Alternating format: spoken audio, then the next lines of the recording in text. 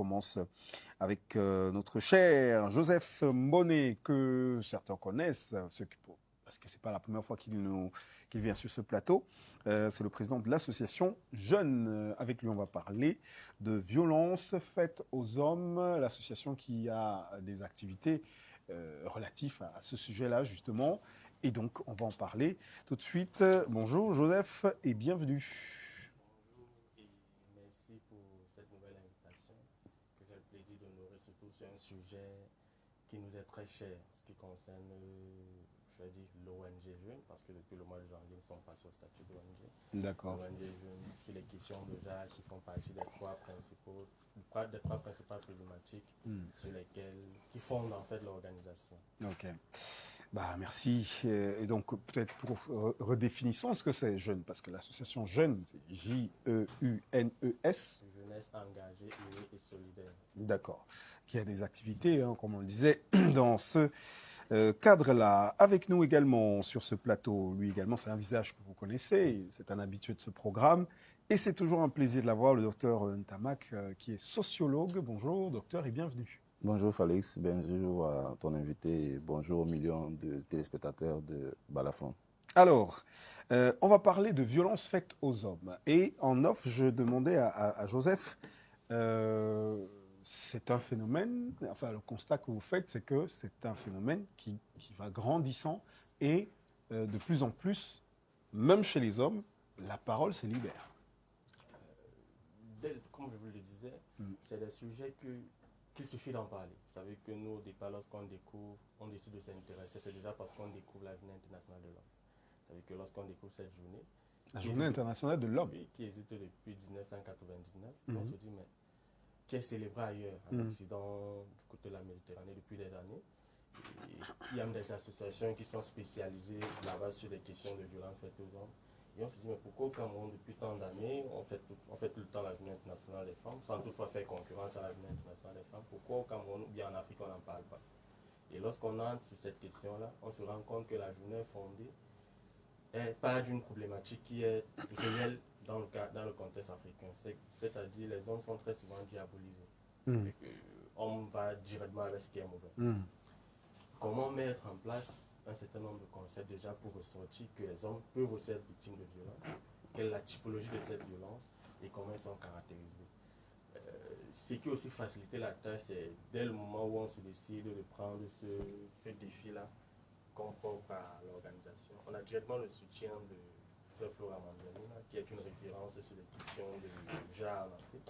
Et c'est ce qui donne vraiment cette impulsion à ce programme. C'est que vous avez une femme qui est féministe, fondamentalement féministe, et qui s'intéresse aux questions déjà orientées très souvent femmes. Que pour dire femme, pas pour dire, mais orientées femmes, et qui vous dit, ok, je reconnais que les hommes, sur un certain nombre de points, peuvent être victimes de violence. Le crédit, vous l'avez dès ce moment-là. Et la cause devient de plus en plus pertinente. Et la première année, c'est-à-dire l'année surpassée en 2022, nous avons fait une caravane à la ville de Douala. C'est comme ça qu'on a fait connaître la ville. Et vous avez des Bensikineurs qui au début récupéraient. Et ça devenait un élan de fierté. Et là, tu vas voir quelqu'un qui va dire directement à sa femme, voyons aussi nous tourner. Comme tu me maltraites tout le temps là, moi je vais commencer aussi à dire aux gens ce que je subis. Ce que je subis au quotidien. Et les langues se délient parce que bien sûr, il y a les statistiques qui sont menées. Forcément, ce genre de statistiques, ce genre d'enquête peut être menée si les hommes ne parlent pas, ne prennent pas la parole. Et c'est des choses qui sont faites depuis 2008, mais qui ne sont pas assez médiatisées. Je suppose qu'au fil de l'émission, nous allons pouvoir. D'accord. Alors, docteur, violence faite aux hommes, c'est juste, juste le dire comme ça sonne un peu bizarre, mais pourtant, c'est des choses qui existent. C'est bien réel. Davantage au Cameroun. Bon, bah écoutez, il faut quand même faut remettre tout dans son contexte. Hein. Oui. C'est vrai que d'entrée de jeu, lorsqu'on parle du concept de violence, on se serait attendu que c'est l'homme qui soit l'ordonnateur de la violence. Savoir que l'homme peut être celui qui subit la violence sonne un peu comme un coup d'éclat. Mais il faut reconnaître que, comme il a si bien dit, c'est un phénomène social. Et un phénomène social a deux vocations. Soit il perdure sur le temps, soit il disparaît, soit au moins il est réduit. Mais en ce qui concerne la question des violences faites aux hommes, je pense qu'aujourd'hui, ce qui change un peu, c'est la dimension. Mais ça a toujours existé. Les hommes ont toujours eu, par exemple, à faire face aux violences dites sexuelles. C'est-à-dire que lorsque vous avez commis un impair, votre partenaire vous proclame un couvre-feu. Hein, parce que c'est la période des congés de Pâques, dont les enfants sont à la maison. On va essayer de manipuler un peu le langage. Mais les hommes ont souvent été victimes, par exemple, de couvre-feu. C'est pour dire qu'effectivement, c'est une problématique vieille. Mais maintenant, il est bon de l'agresser parce qu'elle touche déjà d'autres pathologies. Et les conséquences en arrivent jusqu'aux homicides. Donc, il serait important de remettre le sujet sur la table pour essayer, comme il a si bien dit, d'aborder quelles sont les causes profondes susceptibles soit de comprendre le phénomène ou alors d'expliquer le phénomène sur la base d'un certain nombre de facteurs. On va parler d'un phénomène multifactoriel. Plusieurs facteurs peuvent permettre de comprendre ce phénomène. Maintenant, en deuxième point, on va voir comment est-ce que ça se manifeste. Parce que, tenez-vous tranquille, moi j'admire leur courage. Très peu d'hommes ont la langue facile, susceptible de se plaindre d'un cas de violence causé par le sexe féminin. Donc, il faut voir maintenant, en deuxième point, quelles sont les diverses manifestations et certainement sortir avec les perspectives de recommandation. Alors, allons-y pour voir justement c'est quoi les causes aujourd'hui. On sait que les femmes en général, les causes pour elles sont assez connues. Chez les hommes, comment on peut comprendre? Qu'est-ce qui revient souvent?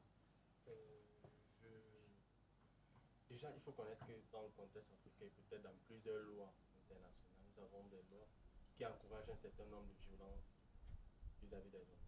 On parle sur le plan économique. Par exemple, sur le plan économique, les lois sont formalisées de telle sorte que les hommes sont fondamentalement victimes de violences. Quand vous avez une loi qui vous dit que les charges de la famille sont exclusivement induites à l'homme, là, ça veut dire qu'on légalise la violence économique. On voit ça comme une violence économique. Oui. C'est de cette violence économique-là que va survenir ce qu'on va appeler plus tard les violences psychologiques et tout ce qui vient. Lorsque vous vous retrouvez dans une maison, où par exemple un mois n'a pété comme le mois précédent, et que vous avez une femme qui vous rappelle vos responsabilités de façon répétée, alors que vous n'êtes pas en mesure de les assumer, pas parce que vous ne le voulez pas, mais parce que c'est pas rose tout le temps. Il y a des moments difficiles, donc voilà. Et ce n'est pas toutes les femmes qui comprennent. Quitter de cette violence qui pourrait sembler anodine, une violence psychologique, qui peut conduire à la dépression, à tout ce qui vient. Vous voyez là, c'était causé par un test de loi. Maintenant, il faut qu'on soit quand même d'accord. On a des dames qui revendiquent une égalité de genre. Ça veut dire, si on se dit égalité de genre, pourquoi, dans un contexte d'égalité de genre, puisqu'on parle de contexte, on devrait encore dire que l'exclusivité des engagements, ce qui concerne les finances d'un couple, devait être uniquement aux hommes. C'est que, en ce moment-là, on n'est plus dans l'égalité. Soit on veut égalité, soit on reste chacun à sa place. Là, vous voyez une cause. Ça veut qu'on dit à un homme que toutes les charges te reviennent, mais malgré que toutes les charges te reviennent, tu es quand même, ou même tu dois quand même prendre ta femme égale à toi. Premier problème. On dit à ce même homme que tu es l'égal de ta femme, mais toi, tu dois l'adopter. Il accepte cela. Ça veut dire qu'on a deux éléments qu'il accepte, que je fais tout ça, mais je reste ton égal. Maintenant, prenons le contexte, par exemple, d'un couple d'hommes en tenue. On va dire à ce couple, l'homme en tenue, la femme en tenue, que bon, ta femme c'est ton égal, mais lorsqu'il y a guerre, c'est toi qui vas y aller. Elle n'y va pas. Mais c'est ton égal. Ça veut dire que malgré cela, tu dois la considérer comme ton égal. Et vous devez gravir les échelons dans l'armée au même rythme. Ça veut dire qu'elle peut devenir ton général sans avoir connu une balle qui l'attrape. Mourir. Tu dois respecter que c'est ton égal. Donc, un ensemble d'injustices voilées sur noises qui ont été accumulées au fil du temps et qui créent des tensions. Alors, docteur, tel qu'expliqué, j'imagine que les femmes qui nous regardent doivent dire, mais il sort d'où cela? Non, mais écoutez, ce qu'il dit est fondamental. On va ajouter certains points, on va aller au cas par cas. On va par exemple évoquer la question des stéréotypes. Parce qu'en réalité, nous sommes dans des environnements où on a des prédispositions mentales qui nous donnent un certain cliché social et ce cliché est basé sur des stéréotypes. Je vais prendre deux cas pour qu'on puisse bien comprendre. On va nous dire, un homme ne pleure pas. Vous voyez? Donc, il peut avoir une situation qu'on peut appeler une contingence structurelle, ayant une forte dose émotionnelle, en français facile, perte par exemple d'un proche. Le garçon est là avec la fille, mais la fille est libre de s'enrouler au sol. Mais lorsque le garçon veut faire la même chose, on lui dit un homme ne pleure pas. Donc, il y a des stéréotypes comme ça qui sont calqués dans notre dispositif mental qui considèrent la masculinité comme une force. Et donc, lorsqu'on traverse ce stéréotype, la conséquence est fondamentalement claire. C'est-à-dire que face à une situation de dysfonctionnement, est-ce que cet homme va avoir les mêmes outils? Point d'interrogation. Il a évoqué un deuxième point qui est très important aussi, le poids social, j'allais même dire le poids socio-économique. Aujourd'hui, de plus en plus, l'homme n'est plus seulement le pourvoyeur de ressources. On a des foyers à 2 apporteurs. Mais on remarque des faits assez traumatisants. Parce que si aujourd'hui l'homme qui est le pourvoyeur a acheté une télévision et que demain après-demain, il a des difficultés, la femme a pu mettre le câble. Mais lorsque la femme veut vous demander la télécommande, vous connaissez la réponse. La question est en plein d'énergie et de connotation avec des démonstrations sur les adjectifs possessifs. Troisième personne, ma télécommande. C'est-à-dire que sans ça, tu ne peux rien faire. Donc du coup, il y a ce deuxième point. On peut aussi aller au troisième en évoquant par exemple les questions liées au traumatisme.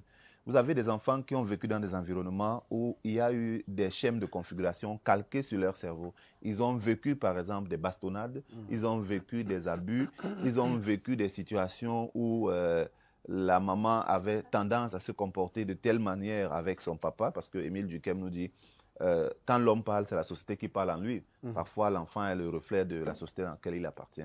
Donc, lorsqu'on met tous ces facteurs qui vont créer des troubles post-traumatiques auprès de cet homme, et ce dernier aura tendance parfois, face à certaines situations, de pouvoir présenter sa masculinité.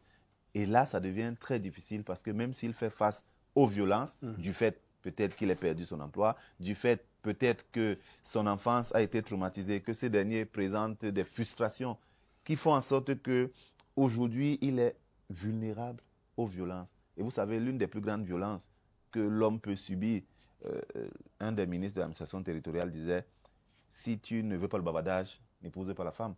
Donc l'une des plus grandes violences aussi peut être parfois liée au style de communication, au moteur de langage utilisé. Donc globalement, oui, voilà les facteurs qui peuvent justifier le fait que les hommes soient vulnérables vis-à-vis des diverses formes de violence.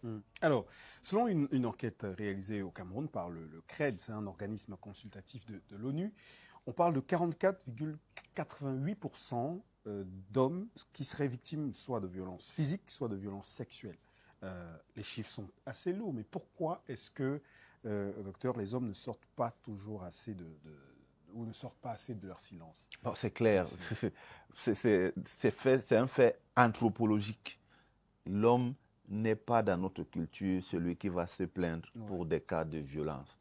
Ça ne veut pas dire que ces violences n'existent pas.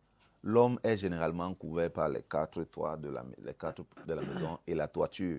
Ça, c'est ce que dit notre anthropologie. Voyez-vous, même à la maison, lorsqu'il y a un problème, l'enfant considère le papa comme le gendarme, celui qui est fort, qui est capable de venir me défendre. Et considère la maman comme celle qui est la poule, chargée de tout ce qui est capital émotionnel. Donc, aujourd'hui, les statistiques ne sont pas fausses parce que observez certains petits éléments. On va analyser les réactions au premier degré des femmes. Quand ce n'est pas le bavardage, parfois on a tendance à prendre le premier outil qui est devant nous et réagir avec. Et vous savez, dans les postures, on va prendre un Français qui est assujetti à ceux qui peuvent nous suivre. Dans les postures de bagarre, c'est le premier qui a déclenché la bagarre qui a tendance à gagner parce que dès qu'on te frappe une première bouteille, le temps pour toi de regarder le sang qui est en train de couler, on est déjà en train de se séparer. On te mène 1-0. Donc pour dire que les violences faites aux femmes, du moins les violences que les femmes font aux hommes, ont tendance à être aujourd'hui de plus en plus un phénomène grandissant. Et ce phénomène grandissant est accompagné par, les slogans du 8 mars, je n'ai rien contre, mais de plus en plus, les slogans du 8 mars tendent à faire croire à la femme qu'elle est au même niveau que l'homme.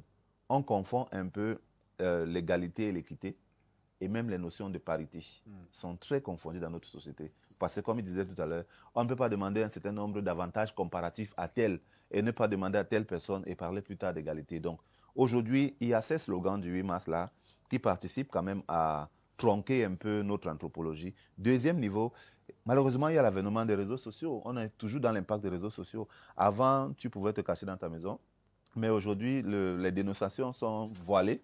On peut faire une dénonciation derrière un masque, mais au moins, ça fait évoluer les statistiques et ça fait évoluer la question. D'accord. Allez, c'est 44% quand même, on est à presque 45%, c'est assez énorme. Et donc ces violences-là se manifestent comment? On a bien compris. Ok, c'est vrai qu'il y a des faits assez qui semblent, ça semble banal. Par exemple, le fait de dire, bon, comme le docteur disait tout à l'heure, il a évoqué l'expression. Replace ma télécommande. Non, pas ça par rapport à quand elle ferme, elle dit qu'aujourd'hui là, tu Oui, couvre-feu. Le couvre-feu. Le couvre-feu, ça peut paraître banal et pourtant c'est assez. Bien sûr. C'est pour un homme. Les effets sont manifestes. Quand tu arrives au travail, par exemple, tu as été victime d'un couvre-feu toute la nuit. Surtout qu'on sait que à une certaine heure, il y a un PCM qui est au programme. Et là, vous remarquez, elle dort avec le jean, le cabas, tout ça. C'est compliqué. Donc, celui-là, lorsqu'il arrive au travail, ce qu'il a intériorisé, il l'extériorise à travers un comportement. Ce comportement peut être basé sur des effets colériques. On va se dire que, mais généralement, tu salues Falis. Pourquoi aujourd'hui je n'ai pas salué? Mais c'est toi qui sais ce que tu subis. Ça, tu peux arriver aussi au stade où on voit une lenteur administrative. Vous allez pile des dossiers devant toi, tu n'arrives à rien signer parce que tu penses à ce qui t'est arrivé en termes de schéma de configuration mentale. Quand les dossiers sont devant toi, ce n'est pas les dossiers que tu vois. Tu vois tout ce que tu as, le spectacle de toute la nuit. Donc, c'est un peu trivial, mais les manifestations vont au-delà de ce qu'on peut imaginer. Tout à fait. Alors, aujourd'hui, entre autres manifestations, il y a quoi d'autre en dehors de ce que le docteur évoquait? Déjà, si on va parler de violence sexuelle, il faut déjà savoir que le couvre-feu n'est pas assez représentatif du type de violence sexuelle que les hommes subissent.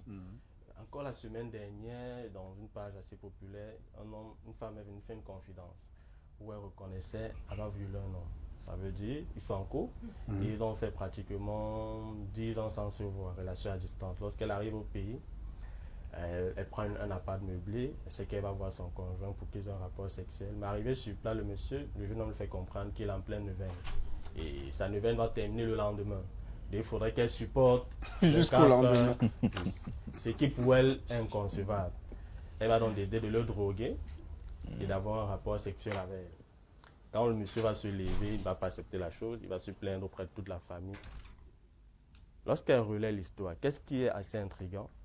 C'est que la plupart des filles qui prennent la parole disent que c'est un garçon, que ce n'est pas un homme, il n'avait pas à se plaindre, ça aurait pu rester entre eux. C'est assez intriguant parce qu'on inverse la même histoire et qu'il s'agit d'une femme. Vous savez qu'on est en train de dire une victime d'un viol, parce qu'il s'agit d'un viol. Il était inconscient, ça peut arriver à n'importe qui d'entre nous. Il était inconscient et on l'a utilisé dans son inconscience. Et on te demande d'être silencieux, c'est-à-dire de fermer la bouche. Et on te dit que tu es faible. Donc le fait que tu t'es plaint fait de toi quelqu'un de faible. Donc je vous dis, les femmes elles-mêmes doivent se poser la question. Nous, notre programme, la nomenclature du programme complet, c'est programme de lutte contre les violences faites aux hommes, mais ce n'est pas tout, et de solidarité entre les genres. Parce qu'on est convaincu qu'on n'est pas dans une question de violence sur X ou Y, mais une violence sur le genre. Et les deux genres ont intérêt à mettre le débat sur la table sans prendre un parti pris. Parce que quand un homme tape sur sa femme, s'il est un garçon, ce jeune garçon qui n'est pas une fille est victime de cette violence-là. Quand une femme tape sur son mari, s'il est une fille, cette fille qui n'est pas un homme est victime de cette violence. Donc, quelle que soit la typologie de violence, les deux genres sont impliqués. Je vais parler d'une violence qui est assez anodine en Afrique.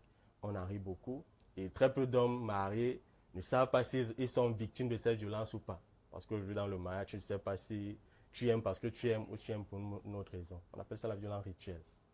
Basiquement, on va te parler du tobassi, de la bouteille et tout, qui est assez répandu. Aujourd'hui, un homme marié qui se dit amoureux ne peut pas affirmer de façon objective s'il aime sa femme consciemment ou s'il était, je ne sais pas quoi, charmé. c'est anodin, on le fait tout le temps, ça veut dire que ce soit les femmes du dehors font ça aux hommes. Et beaucoup d'hommes en meurent. Lorsque la dose, on veut peut-être qu'un travail soit plus rapide, on augmente la dose, soit il va mourir, soit il va devenir fou. C'est là, ça veut qu'il y a une période où on en a même ri, ça veut qu'il y a eu le phénomène de la bouteille, on en parlait, ça faisait rire. Et Que la bouteille est climatisée. voilà. Donc, vous comprenez que sur la question des violences, on en a encore au niveau où on en rit. C'est ça le premier défi de l'organisation, d'arriver à un niveau où on n'en rit plus. Parce que la violence psychologique sur l'homme, c'est elle qui mène à la violence physique sur la femme. Quand vous dites c'est un tel, la violence verbale sur l'homme, c'est elle qui va pousser à ce qu'un homme va taper sur sa femme. Parce qu'un homme, très peu d'hommes se lèvent un matin, taper sur leur femme, sans toutefois justifier la violence physique. Mais on parle toujours soit d'une femme qui bavarde beaucoup, soit d'un homme psychologiquement qui a craqué et se retrouve un peu violent. Ça veut dire que si tu encourages le fait que ton homme doit être victime de violence psychologique et tu estimes que ce n'est pas un problème, le jour où il va te taper, il faudrait bien que tu te rappelles qu'il t'a battu parce que tu bavardes trop ou bien parce qu'il est sous pression psychologique. Donc, on résout la violence verbale et psychologique sur les hommes, ça aura un impact sur la violence physique sur les femmes. On réduit la violence économique, ça aura forcément un impact sur autre chose. Donc, il y a un travail pour les deux gens à faire. Sur le 8 mars, par exemple, le 19 novembre dernier, puisque c'est la journée internationale de l'homme. Le 19 mars. 19 novembre. 19 novembre, d'accord. Chaque année, c'est la journée internationale, célébrer la journée internationale de l'homme. J'ai mis sur la table des femmes une question très fondamentale. C'est que j'ai remarqué chaque 8 mars, lorsqu'elles font leurs conférences et séminaires, c'est entre femmes. Il n'y a que les femmes. La plupart du public sont les femmes. Et j'ai demandé, qui va dire à vos maris de ne plus taper sur vous? Puisqu'ils ne sont pas là. Vous savez qu'entre femmes, vous vous asseyez, vous dites que les hommes ne tapent plus sur les femmes. Est-ce que vos maris sont au courant? Non, forcément, on va te dire ça, tu vas rentrer à la maison, tu vas dire ça à ton mec, il va taper sur toi. Parce qu'il n'est pas au courant déjà, pourquoi on ne doit pas taper sur toi? Il ne comprend pas. Donc, c'est un travail qui doit être fait ensemble. On peut parler de violence faite aux femmes et que ce soit les femmes qui en parlent. Comme il y a souvent des plateaux entre hommes qui parlent des violences faites aux hommes, comme les hommes savent souvent se mobiliser pour lutter contre les types de violences faites aux femmes, on devrait avoir le cas inverse. Mais je dis le premier truc aujourd'hui, c'est ne plus en rire. Si on arrive, nous-mêmes les hommes, on parle, mais je suis sûr que si on met une vidéo là d'un homme qui est en train d'être battu, il y a une vidéo qui a fait le buzz récemment où un homme était battu jusqu'à il a commencé à dire que mais vous voyez comment vous laissez qu'elle me tue. Mais c'est tout le monde, vous savez que ça faisait rire. Je parle même de moi, mais vous savez qu'il a décidé de ne pas en rire. Il y a tout un travail mental. Parce que c'est que tu en ris, malgré que tu sais que c'est un problème, mais tu en ris, c'est que mentalement, c'est comme ça. Même si après tu reviens sur toi, mais déjà spontanément, on en rit d'abord. Vous savez, quand vous met la vidéo là, de la fille qui l'a pris, sa femme le met au sol et comment l'étrangler, les voisins traînent à réagir. Et il a fallu qu'il crie que vous laissez qu'elle me tue, avant que les voisins interviennent. Là, directement, on en rit, mais c'est un homme qui est en détresse. Tout à fait. Le sens inverse, je ne suis pas sûr qu'on en aura en ri. Donc, voilà. C'est aujourd'hui le gros combat, déjà arriver à ce qu'on n'en rit plus. Et Allez. peut-être avec le temps, arriver à ce que ce soit traité au même titre que les violences faites aux femmes. Allez, on va retrouver Charles sur le côté, le temps, docteur. Tu rigoles un peu de ce qu'il dit. Non, parce que c'est fondamental quand même. Notre dispositif mental n'est pas encore prêt. C'est pourquoi il y a pas de la communication. N'est pas encore prêt à accepter qu'un homme puisse se plaindre, ne serait-ce que se plaindre déjà. C'est le premier niveau de prendre conscience et de se plaindre qu'il puisse être victime des violences, surtout faites par la femme. Parce que n'oubliez pas, il y a encore de cela quelques semaines, on a vu encore une manifestation exécrable de la vieillesse, de la violence de la femme, à travers, par exemple, la notion de test d'ADN. On voit les impacts que ça fait dans les ménages. Il ne vous est pas étranger qu'à PK14, il y a de cela quelques mois, un homme a eu l'information et a pris sur lui d'étrangler toute la famille parce qu'ayant appris qu'il n'est pas le géniteur des enfants. Donc, ce sont des formes de violence qui peuvent avoir des conséquences néfastes, mais qui se manifestent surtout par ces petits discours. Regardez quand vous êtes en froid avec votre conjoint et qu'elle lâche la bombe, est-ce que tu es sûr que tu es le père des enfants? C'est trivial, mais c'est énorme comme coup de massue. Parce que partant de là, si vous dormiez 8 heures par jour, je pense que le volume va baisser parce que psychologiquement, vous allez commencer à réunir vos ménages. Et en réunissant le ménage, on peut se retrouver avec un test d'ADN qui peut avoir les conséquences néfastes. Tout à fait. Même si parfois, après on vous dira c'était sous le coup de la colère qu'on l'a dit, sauf que la phrase est lâchée et donc ça peut tout de suite, ça suscite des interrogations. Allez, on revient à tout cela. C'est ce sujet que nous abordons dans C'est le matin ce jour, les amis. Et vous aurez compris, chers téléspectateurs, mesdames et messieurs, c'est un sujet assez grave. On peut, comme Joseph on disait tout à l'heure, on en rigole. Et pourtant, c'est assez sérieux. Parlons de sport à présent. Et juste après, on parlera de musique. On recevra une belle douceur pour ce lundi, les amis. Charles Douglas Ndemba est là pour les sports. Ça va, Charles? Ça va bien, Félix. Bonjour à tous, bonjour à tes invités avec ce magnifique, pas débat, mais exposé auquel nous avons droit ce matin. C'est assez édifiant. Voilà, des choses qu'on voit tous les jours passer. On se dit, bon, c'est rien. Et pourtant, Jusqu'à ce que ton jour arrive. Jusqu'à ce que ton jour arrive. Alors, Charles, les sports ce matin.